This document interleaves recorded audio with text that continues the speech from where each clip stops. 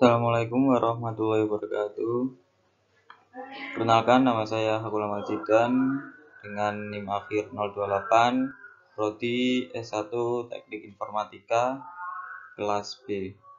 Di sini saya akan menjelaskan sedikit tentang standarisasi jaringan komputer. Yang akan saya bahas ada 4. Yang pertama, pengertian standarisasi jaringan.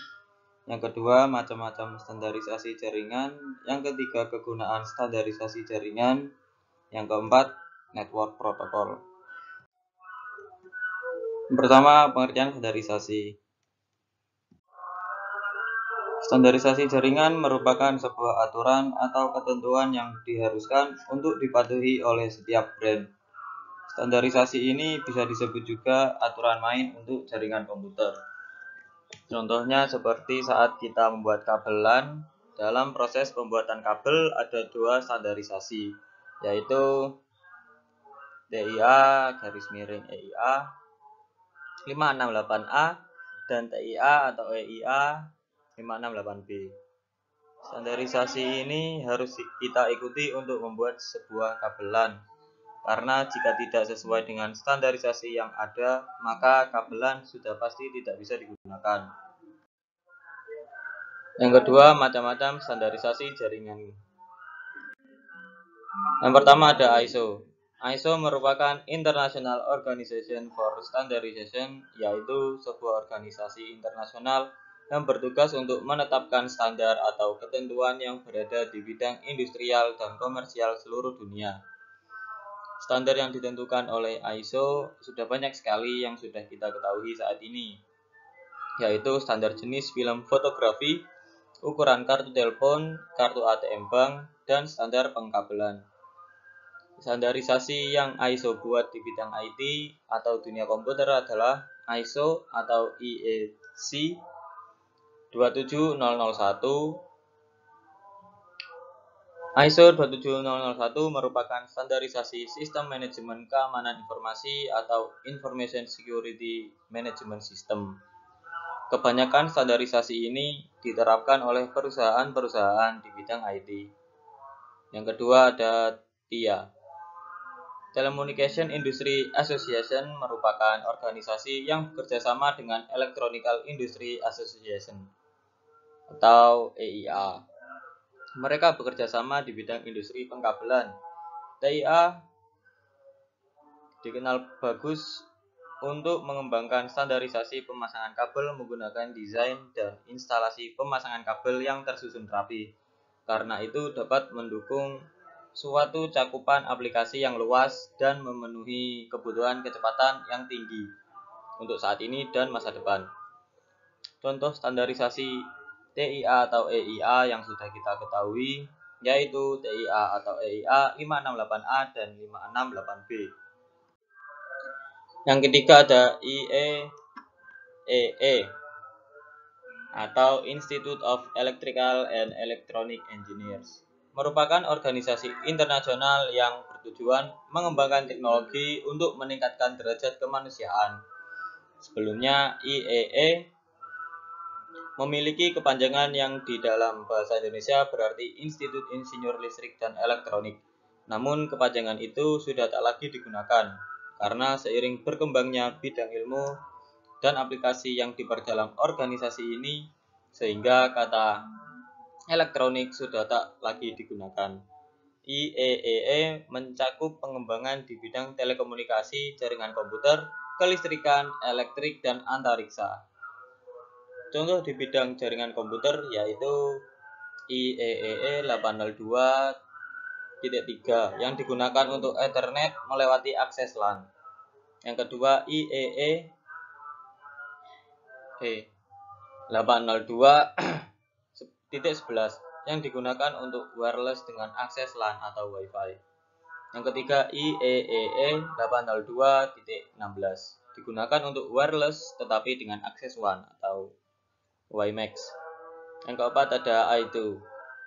International Telecommunication Union atau I2 merupakan organisasi yang bertujuan untuk mengatasi masalah telekomunikasi internasional. PBB atau Perserikatan Bangsa-Bangsa menugaskan I2R atau International Telecommunication Union, Radio Communication Sector, untuk mengatur penggunaan frekuensi radio secara global. Tujuannya untuk memudahkan hubungan-hubungan perdamaian, kerjasama internasional antar bangsa-bangsa, dan pembangunan ekonomi dan sosial dengan menggunakan jasa telekomunikasi. Salah satu telekomunikasi yang dibuat oleh I2R adalah APT atau Asia Pacific Telecommunication.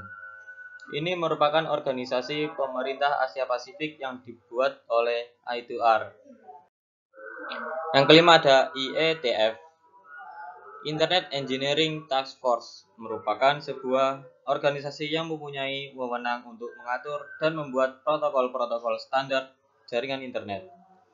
IETF juga merupakan organisasi yang membuat protokol TCP/IP atau Transmission Control Protocol Internet Protocol.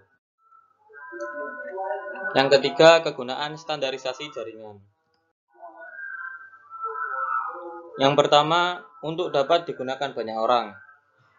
Untuk sebuah hardware handphone, kita harus mempunyai sebuah standarisasi untuk dapat menggunakannya pada banyak orang. Sebuah handphone harus memenuhi standar atau kriteria tertentu untuk dapat digunakan seperti frekuensi sinyal yang dimilikinya, kartu SIM apakah bisa dipakai pada handphone itu, dan lain sebagainya. Jadi intinya sebuah standarisasi ini harus dapat digunakan oleh banyak orang dan harus dapat berjalan dengan baik. Yang kedua, memudahkan komunikasi satu sama lain. Komunikasi sangat penting dalam kehidupan kita. Kita ambil contoh, apabila terdapat sekumpulan komputer pada satu vendor A yang sama terhubung dengan jaringan lokal dengan protokol vendor tersebut, kemudian ada sebuah komputer lain dari komputer dengan vendor B ingin terhubung ke dalam jaringan tersebut yang tidak memiliki protokol dari vendor A. Tentu komputer dari vendor B mengalami kesulitan untuk terhubung. Jadi sebuah standarisasi harus dibangun dan diberlakukan secara umum untuk memudahkan komunikasi antara satu dengan yang lainnya. Yang ketiga, memudahkan dalam melakukan pekerjaan. Sebuah standarisasi bisa membantu kita dalam berbagai pekerjaan, contohnya dalam pembuatan kabel jenis crossover dan strike. Terdapat standarisasi yang bisa kita gunakan yaitu T568A dan T568B. Untuk memudahkan kita dalam pembuatan jenis kabel tersebut, apabila tidak terdapat standarisasi tersebut, tentu kita akan sedikit bingung dalam pembuatan kabel tersebut. Jadi, standarisasi dapat memudahkan kita dalam melakukan pekerjaan. Yang terakhir, network protocol. Network protocol. Yang pertama, Serial Line Protocol atau SLIP. Merupakan protokol yang memungkinkan pemindahan data IP melalui saluran telepon. Yang kedua, Simple Mail Transfer Protocol atau SMTP. Protokol yang umum digunakan untuk pengiriman email. Protokol ini digunakan untuk mengirimkan data dari komputer pengirim email ke server email penerima. Yang ketiga ada Hypertext Transfer Protocol atau HTTP. Protokol internet yang digunakan oleh World Wide Web. HTTP mendefinisikan bagaimana suatu pesan bisa diformat dan dikirimkan dari server ke klien. Yang keempat, Telecommunication Network atau Telnet, yaitu protokol jaringan yang digunakan di koneksi internet atau Local Area Network. Yang kelima ada File Transfer Protocol atau FTP. Protokol internet yang berjalan di dalam lapisan aplikasi yang merupakan standar untuk pentransferan file komputer antar mesin-mesin dalam sebuah internet network.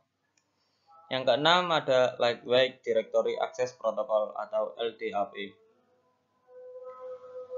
Protokol perangkat lunak untuk memungkinkan semua orang untuk mencari resource organisasi, perorangan, dan lainnya, seperti file atau printer di dalam jaringan, baik di internet atau intranet.